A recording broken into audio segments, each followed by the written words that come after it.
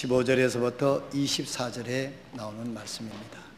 우리 다 같이 일어나셔서 이 말씀, 모든 것이 다 중요하지만은 하나님 말씀 봉독되는 시간, 이 시간 다 같이 일어나셔서 누가복음 14장 15절에서부터 24절에 있는 말씀을 제가 낭독을 하도록 하겠습니다.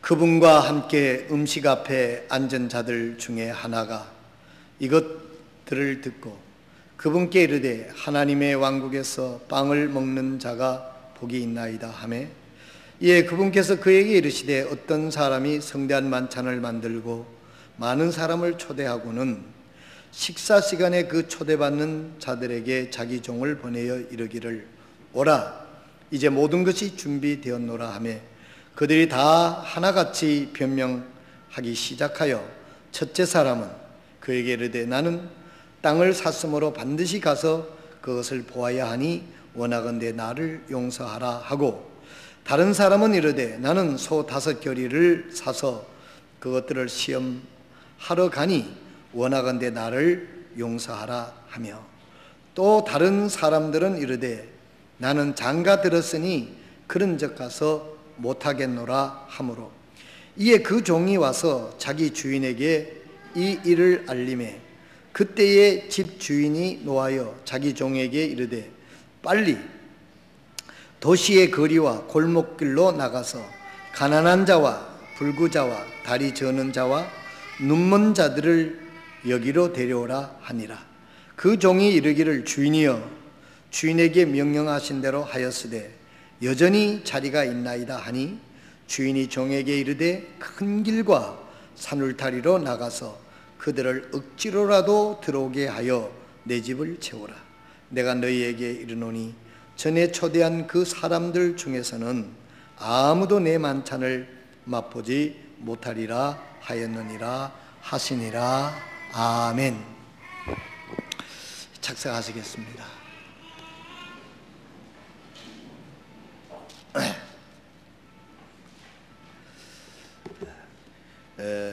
24절에 나오는 말씀을 보면 24절이 우리에게 주는 교훈은 뭐냐면, 기회를 상실하면 이 기회는 다시 없다 하는 그런 말씀입니다. 그런데 하나님은 우리가 죄를 잘못 행하고 잘못했었을 때 회개하고 돌아오면 다 받아주시지 않습니까? 다 받아주시고 용서해 주시는데, 오늘 이 말씀 마지막 결론은 뭐냐면, 한 번 기회를 상실한 사람은 다시 기회가 없다라고 하는 아주 엄중한 말씀이 여기 기록되어 있어요. 어떤 것이냐면, 우리가 하나님에게 다시 기회가 없는 것이 한 가지가 있는데, 그것이 뭐냐면 성령의 역사를 소멸하는 죄는 용서받을 것이 없다라고 말씀을 했어요. 그런데 오늘 여기 이 말씀을 뭐냐면, 내가 너희에게 이르노니 전에 초대한 그 사람들 중에서는 아무도 내 만찬을 맛보지 못하리라 하였느니라 하시니라. 다시 기회가 없다, 그런 뜻입니다. 우리가 하나님의 만찬에 초대가 됐는데 하나님의 그 만찬에 그 기회를 상실하게 되면 그때 그 시간에 은혜는 다시 회복할 길이 없다, 그런 말씀입니다. 이 말씀은 다시 말씀을 드리면, 성령님께서 그때 그 시간에 하려고 하던 그 역사를 그 초대에 응하지 않아서 그곳에 가지 못하게 되면 그런 은혜를 영원히 상실하게 되고 만다는 것입니다.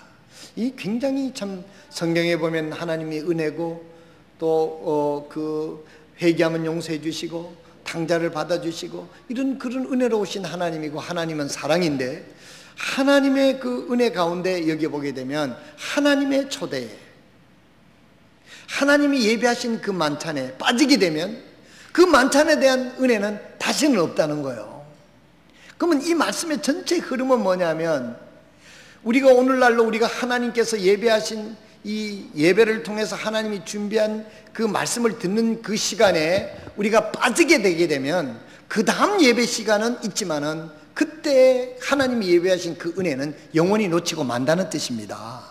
여러분, 우리에게 주어진 예배가 오늘 예배가 있지 다음 주에 오는 예배, 수요일 예배는 그때 그 예배지 오늘 예배가 아니라는 것입니다.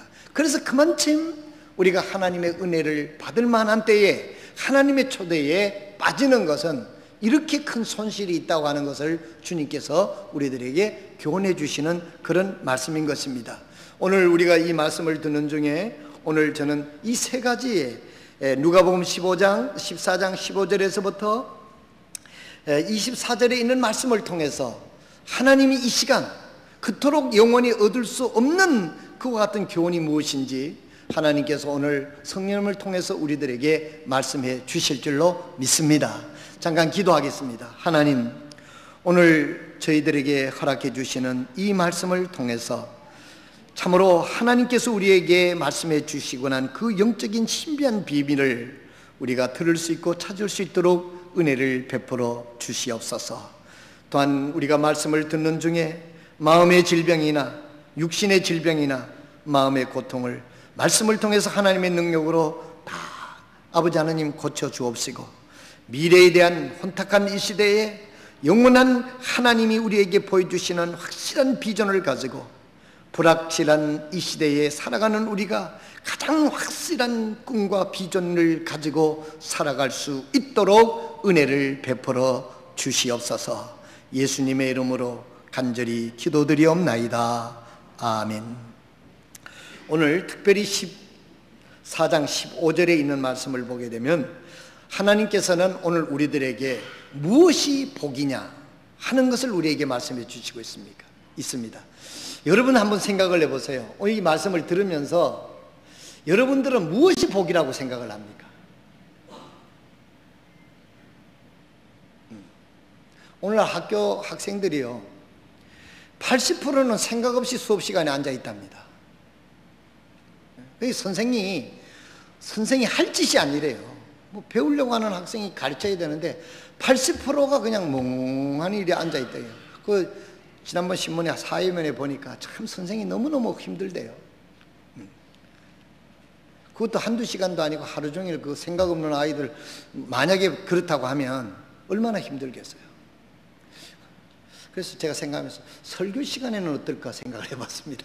설교 시간을 여러분들은 정말 이 생각을 잘 하시고 듣는가 싶어서, 여러분들은 지금 복이 뭐라고 생각합니까? 우리가 일반적으로 생각하면 건강도 복이 될 수 있고 뭐 물질도 복이 될 수 있고 주거 환경 뭐 이런 여러 가지 우리가 생각할 수가 있는데, 그럼 그것이 진정한 복이냐 하는 것입니다.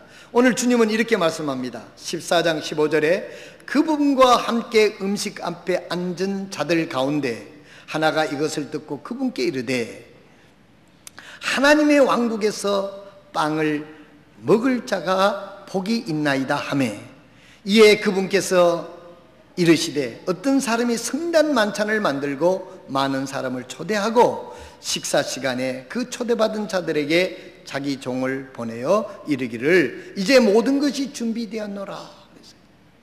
여기 있는 예수님께서, 그분이라고 하는 분은 예수님을 지금 지칭하고 있습니다. 하나님을 지칭하고 있습니다.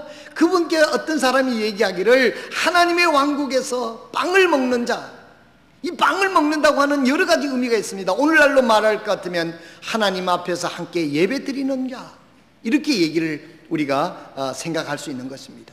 그런데 이름은 나타나지 않은 사람이 주님께 얘기하기를 하나님의 왕국에서 하나님의 말씀을 듣고 하나님과 교통하고 예배하는 자가 가장 복이 있습니다 하고 얘기를 하는 거예요. 결론을 내는 겁니다. 그런데 주님이 여기서 부정하지 않고 그렇다 하시면서 말씀을 하는 거예요.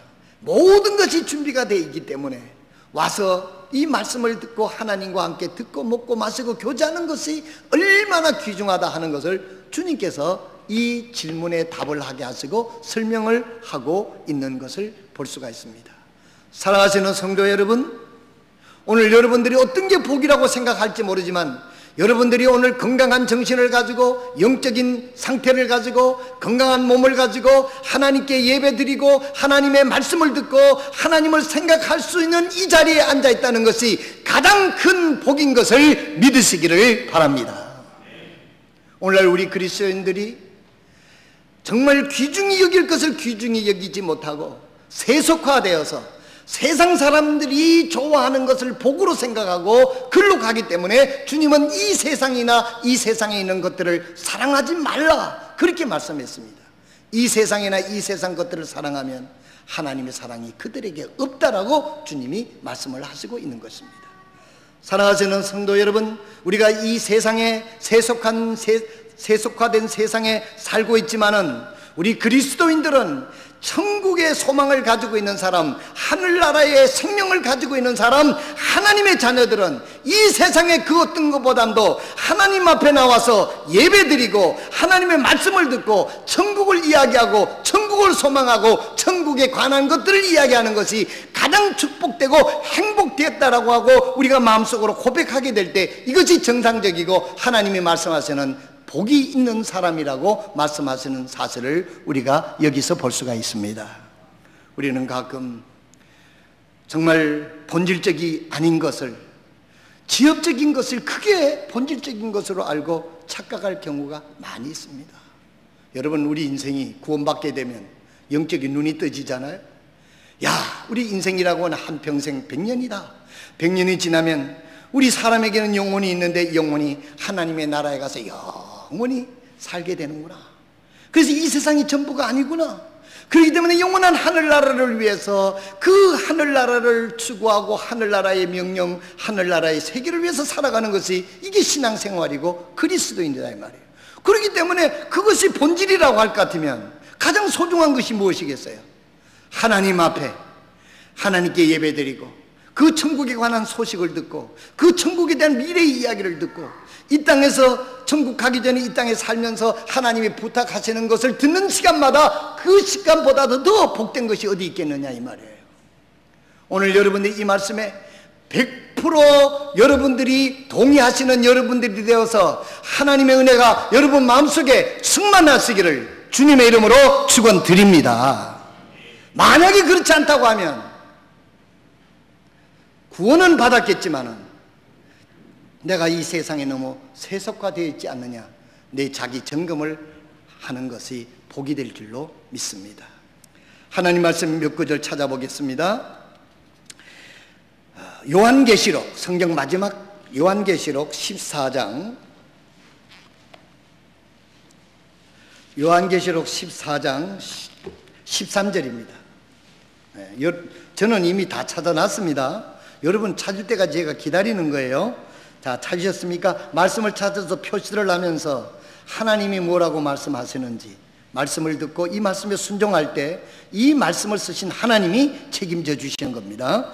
요한계시록 14장 13절에 또 내가 들으니 하늘로부터 한 음성이 나서 내게 이르시되 기록하라 이제부터 주 안에서 죽은 자들이 복이 있도다 하며 성령께서 이르시되 그러하다 이것은 그들이 그들의 수고를 그치고 안식하게 하려 함이니 그들의 행위가 그들을 뒤따르리로다 하시더라. 여러분, 이 말씀 이해가 됩니까? 어떤 게 복이냐? 주님이 말씀하시기를 요한계시록 14장 19절에 14장 13절에 어떻게 말씀하시고 있습니까? 사람은 다 죽습니다. 그런데 예수님을 믿고 주 안에서 죽은 자가 복이 된다 이 말이에요. 아멘입니까? 여기에 안 죽으실 분 있어요?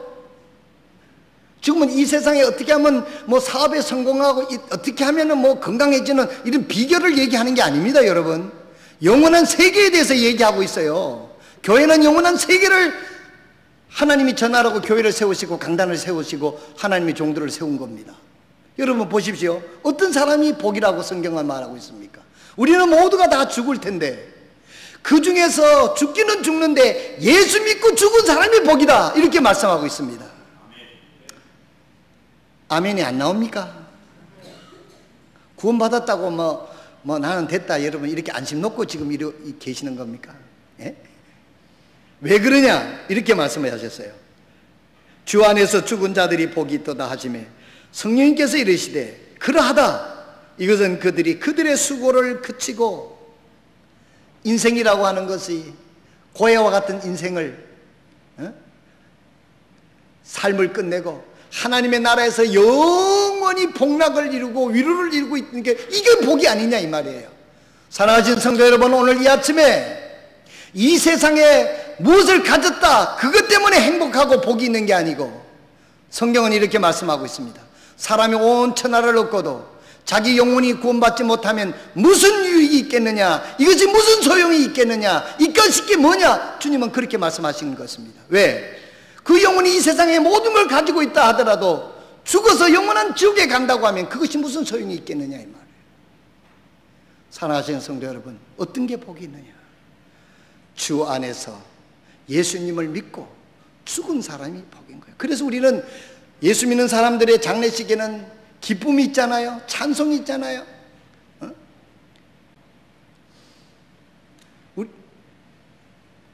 그래서 뭐라 하면 우리는 송별 예배라고 합니다.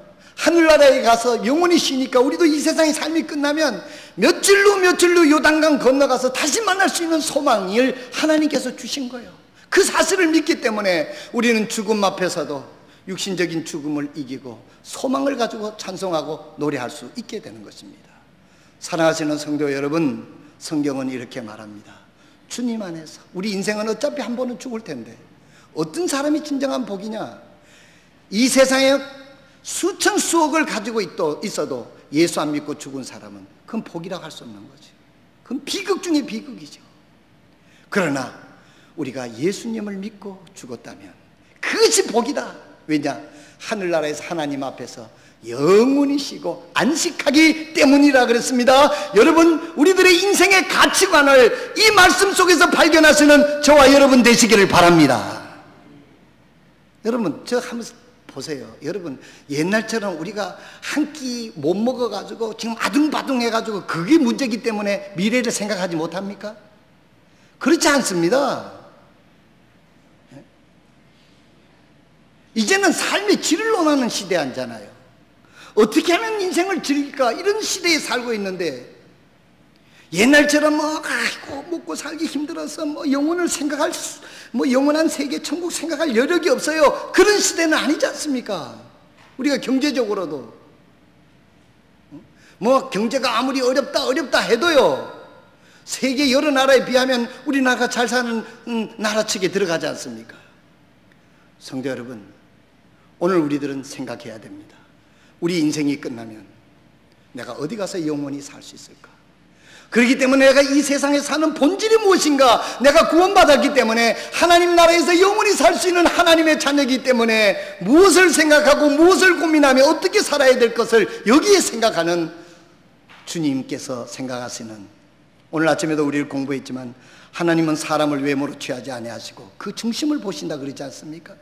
그 중심의 고넬료의 가정이 하나님을 찾고 어떻게 하면 구원받을 수 있을까, 어떻게 하면 하나님을 기쁘시게 할 수 있을까를 고민하는 그 고넬료의 마음을 하나님이 보시고 베드로를 보내서 예수님을 믿게 하고 구원받게 하는 과정이 오늘 아침 성경 공부 주제였어요. 하나님 우리의 마음을 보십니다. 우리의 마음속에 무엇을 가지고 있는가? 여러분들이 추구하는 것이 과연 무엇인가? 우리 한 번 더 보겠습니다. 요한계시록 19장 9절입니다. 같은 요한계시록입니다. 19장 9절에 하나님께서 또 이렇게 말씀하십니다. 그가 내게 말하기를 기록하라. 어린 양의 혼인 만찬에 부름을 받은 자들이 복이 있도다 하고 내게 이르되 이것들은 하나님의 참된 말씀들이라 하기에 그랬어요. 여기 하나님의 어린 양의 혼인잔치는 우리가 하늘나라에 가서 저 공중에서 주님을 만나는 하나님의 어린 양의 혼인잔치가 있고, 이 땅에서 하나님의 어린 양의 혼인잔치는 뭐냐면 하나님이 말씀을 듣고 예배하라고 하는 이 초청에 온 것이 바로 하나님의 혼인잔치입니다. 하나님의 말씀을 듣기 위해 하나님의 초청에 응하는 거예요. 이런 자가 복이 있다라고 얘기를 했어요. 오늘 아침 여러분이 어떤 형편에 처해 있든지 간에 여러분이 하나님을 알고 그 이 우주 만물을 다스리시는 내 영혼을 구원해 주신 그 하나님 앞에 나와서 예배드리고 있는 이것이 가장 큰 복이 있다고 하나님은 말씀하고 있음을 기억하시길 바랍니다. 이 말씀을 기록하신 하나님의 그 전제 속에는 이 우주 만물을 다스리는 하나님이 나의 초대에 응했으니 하나님께서 가만히 있겠느냐 하는 이것을 우리가 상상할 수 있고 생각할 수 있는 그런 단어가 아니겠습니까? 무엇이 복입니까? 오늘 여러분 하나님 앞에 나와서 하나님 앞에 예배 드리는 것, 이것이 바로 하나님을 만나는 이것이 가장 큰 복이라고 성경은 말씀하고 있습니다. 그런데 이제 그렇지 못한 경우가 있죠. 다시 우리 본문으로 들어가서 누가복음 14장 17절에 보니까, 다시 본문으로 들어갑니다. 누가복음 14장 17절에 보니까 식사 시간에 그 초대받은 자들에게 자기 종을 보내어 이르기를 이제 모든 것이 준비되었노라. 이 말은 뭐냐면 모든 축복 그 잔치가 예비되어 있는데 너희들은 가서 이 놀라운 축복에 참여할 사람들을 데리고 오라, 그런 말입니다. 모든 것이 준비되었다. 어제 우리가 캠프장에 가서 어제 원래는 비가 와야 그 정상이에요. 우리 가시는 분들이 혹시 비가 오지 않을까 이렇게 생각을 했던 모양이에요. 그러니까 날씨가 좋으니까 계속 날씨가 좋다고 타령을 하더라고요. 왜 그럴까? 날씨가 좋으면 비가 왔으면 일을 많이 안 해도 되거든. 그런데 비를 올 줄 알았는데 이 햇빛이 점점 좋아지니까 왜 오늘 90%가 비 오기가 됐는데 왜 비가 안 오냐고. 우리 노빈이 형제가 그 말을 또 해놓고는 캠프장에는 우리가 비 오도 가면 날씨가 좋아지는 것이 우리 경험이니까 이제 그런 이야기를 하면서 어제 일을 했습니다. 무너진 담도 지난번에 가서 내 혼자 이게 싼이라고 쌌는데 그래서 우리 교회 석축의 전문가인 우리 김승호 형제가 이래 보더니 발로 차면서 이거 되겠습니까? 어쩌고 이러더라고요. 그런데 이 흔들면 돌이 빠지게 돼 있죠, 여러분. 그래서 그래도 전문가니까 잘 싸보세요. 그래가지고 어제 올라가면서 돌을 주워가지고 가서 마무리를 하고 풀을 베고 또 이제 그 깔판을 사가지고 가서 고무가 이렇게 두꺼우니까 그게 무거워요. 둘이서 잘 들기도 힘들어요. 그걸 쫙 이렇게 피놓고 텐트도 작년에 저짝에 왜 우리 그 작년부 텐트 쪽에 그게 바람이 넘어가가지고 다 쭈그러져가지고 못 쓸 줄 알았는데 잘 펴가지고 텐트도 마당에다 잘 이렇게 쳐놓고 이렇게 준비를 해서 어제 오리고기 또 뭡니까 그 삼겹살 어제 아마 원 없이 해서 먹었을 거구만. 그래서 그렇게 하면서 왔습니다. 제 얘기는 그 얘기가 아니고 이렇게 쇠가 빠지기 준비를 해가지고 이번 캠프에 어린 영혼들이 80명이 안 오면 이렇게 준비한 게 무슨 소용이 있겠느냐. 제가 캠프장에 가면서 준비를 하면서도 그런 생각이 들어요. 우리 이번에 캠프에 권순남 자매 심장이 안 좋은데도 그 부엌에 일하도록 1년 전부터 헌신해놨어요. 나는 이때를 위함이 아닌가 이래가지고. 심장 여러분 기도해 주세요. 심장 멈추면 안 되지 않습니까 여러분? 계속 돌아야 됩니다. 그 심장. 그런데도 불구하고 어린이 캠프에 가서 주방에서 섬기기 위해서 이렇게 준비되어 있고 우리 교사들이 날이면 날마다 나와서 애들 찾아다니면서 이제 봉투에다가 캠프 안내지 넣고 댕기머리 2개 넣습니다. 그 댕기머리 하나 가지고 2번 머리 감을 수 있습니다. 내가 캠프장에서 한번 감아보니까 한 개는 너무 많아. 근데 목욕탕에서 한번 뜯으면 그거 싸가지고 오기는 좀 곤란하잖아요, 여러분. 그 댕기머리 2개 넣고 봉투 다 만들어서 저 뒤에 한번 고개를 눌러서 게시판에 보세요. 저 영어 캠프 저게 저 있습니다. 그런데요, 요즘에 보니까 캠프를 우리만 하는 게 아니야. 온갖 캠프가 다 캠프를 하기 때문에 아이들도 시간 맞추기에 보통 힘든 게 아니에요. 여러분, 저 뒤에 이렇게 준비를 해놨습니다. 오늘 예배 마치고 가시다가 이렇게 준비가 여기도 말씀해 보니까 모든 것이 준비되었노라. 우리 교회 23,000평 캠프장이 있습니다. 어제 그 보트 꺼내가지고 비가 와서 물이 이마쯤 까랑기 생겼어요. 그걸 다 꺼내서 물을 다 빼고 해놓고 다 모든 게 준비 다 됐어요. 어떤 사람이 지난번에 청년부 캠프 때 와서 야, 10,000원 내고 와가지고 보트 한 번만 타도 본전 뽑겠다요. 이리 얘기를 하더라고. 다른 교회 청년들이 와서 그 얘기를 들어보니까 솔깃하더라고. 솔직한 말로 해운대 가서 그 보트 한번 빌리라면 얼마나 빌리겠어요. 보트에다가 호수에다가 어제 또 물도 다 산에서 내려오는 거 물탱크에다가 지하수가 있지만 그것도 다 모든 것이 준비되어 있다. 근데 제 고민은 이렇게 준비를 해서 80명의 영혼들이 안 오면은 이렇게 준비한 것이 너무 그렇잖아요. 해서 여러분들에게 오늘 부탁을 드립니다. 가장 우리 캠프에 대해서 선전 요원은 우리 교회 성도들이라고 저는 생각합니다. 여러분들이 한두 개 가져가서 여러분들의 아는 친척, 여러분들의 이웃, 여러분들의 말을 신뢰할 만한 사람들 가운데에 초등학교에서부터 고등학교까지 학교 다니는 학생들이 집에 있으면 여러분들이 찾아가서 우리 교회 캠프에 대해서 잘 설명을 하십시오.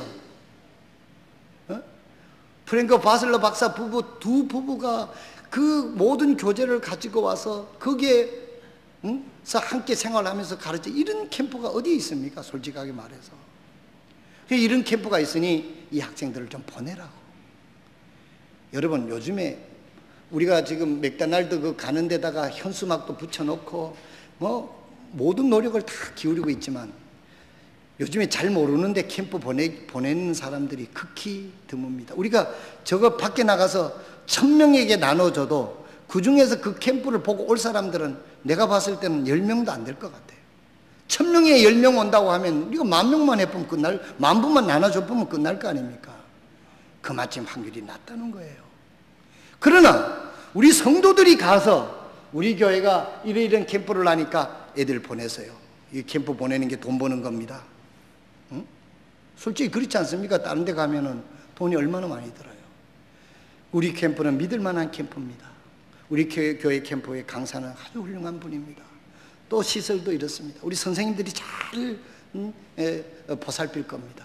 이렇게 해서 여러분들이 나눠준다고 하면 그 캠프를 어디 가도 한 번은 가야 될 텐데 우리 캠프에 보내주면 우리는 그 기회를 통해서 하나님의 복음을 전하게 되면 하나님이 얼마나 기뻐하시겠느냐 이 말이에요.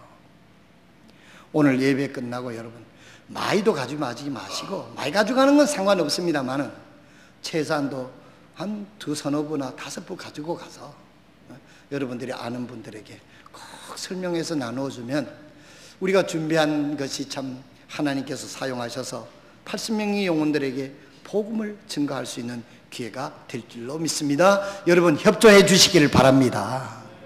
여러분 하나님께서는 이렇게 2000년 전에 예수님을 이 땅에 보내주셔서 십자가에서 복음을 다 완성하고 그의 제자들을 3년 동안 훈련시키시고 그들을 통해서 온 세상에 주님의 복음이 만찬이 준비되었다고 오라고 전해서 그 소식을 듣고 저와 여러분들이 구원받아서 오늘 하나님 앞에 나와서 예배드리는 게 아닙니까?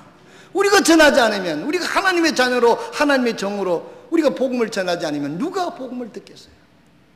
로마서 10장에 누가 보내심을 받지 않았으면 우리가 어떻게 가겠으며 전하는 자가 없으면 어찌 우리가 복음을 들을 수 있으리요? 그렇게 말씀하고 있지 않습니까? 모든 것이 준비되어 있습니다.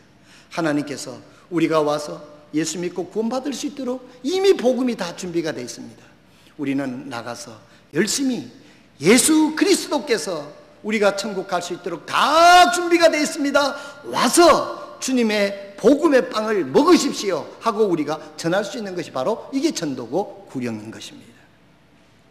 마지막으로 14장 22절에 있는 말씀 하고 마치겠습니다. 14장 22절에 이에 종이 이르기를, 이 종입니다. 주인이여 주인께서 명령하신 대로 하였으되 여전히 자리가 있나이다. 여전히 자리가, 여전히 우리가 열심히 해도 여전히 숫자에 미달이 되고 참 구원받는 사람이 적습니다. 그때 주인이 이렇게 말합니다. 주인이 종에게 이르되 큰 길과 산 울타리로 나가서, 산 울타리라는 건 산 오솔길이라는 뜻이죠. 큰 길이나 산 울타리로 나가서 그들을 억지로라도 들어오게 하여 내 집을 채우라. 이게 종에게 하는 그런 명령입니다. 사랑하시는 성도 여러분, 우리는 그 사람들이 교회에 복음을 듣지 않으려고 하고 복음을 듣지 않으려고 하면 그래서 괜찮은 겁니까? 복음을 듣지 않고 예수 믿지 않게 되면 그 영혼이 결국은 영원한 지옥 멸망에 떨어진다는 것을 우리가 영적인 눈으로 본다고 하면 억지로라도 그 사람들을 끌어서 예수 믿게 해야 되는 것이죠.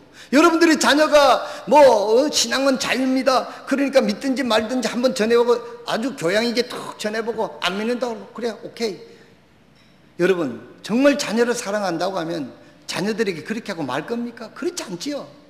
울면서라도 눈물로라도 너가 예수 믿지 않는 것은 이 세상에 어떻게 사는 그게 문제가 아니라 영원한 지옥을 가야 되니까 네가 예수 믿으면 안 된다고 눈물로 호소하는 게 이게 부모의 마음 아닙니까? 오늘날 뉴욕의 어떤 교회 목사가 신문에 크게 기고를 했어요. 뭐라고 기고했냐면 오늘날 교회가 하이퍼 그레이스, 과잉 은혜를 전하기 때문에 오늘날 교회들이 문제가 있다 그래요. 교회가 너무 나이스한 거예요. 지옥에 대해 설교하지 않습니다. 죄에 대하여 지적하지 않습니다. 헌금도 강요하지 않습니다. 사람 부담한다. 그러니까 사람들한테 아주 나이스하게 좋게 사람들 비유 맞추니라. 그래서 사람을 끌어모이니까 사람은 모일지 모르지만은 교회의 기능을 하지 못하고 제대로 하나님의 뜻을 이루지 못하는 이것이 오늘 현대교회가 아니냐. 그래서 그 말이 하이퍼 그레이스라고, 과잉 은혜를 베풀고 있다.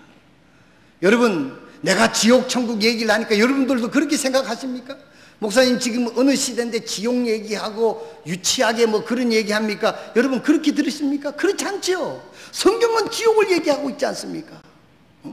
누가복음 16장에 아버지 아브라함이여, 그 나사로를 시켜서 내 타들어가는 이 혀에다가 물 한 방울만 적세 달라고 호소하는 그 지옥에서 고통당하는 그 사람들이 성경에 나와 있지 않습니까? 요한계시록 20장에 누군지 하나님의 생명책에 이름이 기록되지 않는 자는 영원한 불못에 떨어지는데 이것이 둘째 사망이라고 성경은 말하고 있지 않습니까? 그런데 왜 지옥을 말하지 않아요? 이 세상에 잘 살아봐야 100년이지만 우리가 지옥 가게 되면 영원토록 그곳에 고통을 당하는데, 영원히 여러분들이 사랑하는 사람이 예수 믿지 않고 지옥 갔다고 하면 영원히 만나지 못해요. 그러나 여러분 예수를 믿고 죽었다고 하면 하늘나라에 가서 영원히 만나서 살 수 있는 것입니다. 주님은 다 준비가 되어 있다고 그랬습니다. 누구든지 와서 값없이 와서 마시라고 얘기를 합니다. 오늘 우리들에게 사명은 뭡니까? 여전히 자리가 있다. 여전히 자리가 있다. 그것을 우리로 보고 큰 길이나 산울가에 가서 사람을 강권하여 채우라 그랬어요. 사랑하시는 성도 여러분, 이번 주간부터 캠프를부터 시작을 해서 이웃 사람들에게 예수 믿고 천국 가자고 여러분 강력하게 증가하는 하늘의 증인으로 주님의 충성스러운 종으로 살아가는 여러분이 되셔서 하나님의 위로하심과 하나님이 여러분들의 길을 돌봐주시는 그런 은혜를 이 땅에서도 여러분이 체험하는 저와 여러분 되시기를 주님의 이름으로 축원드립니다. 기도하겠습니다. 모든 분들이 조용히 일어나셔서 하나님 앞에 오늘 이 말씀을 들은 대로 여러분들이 반응할 수 있기를 바랍니다.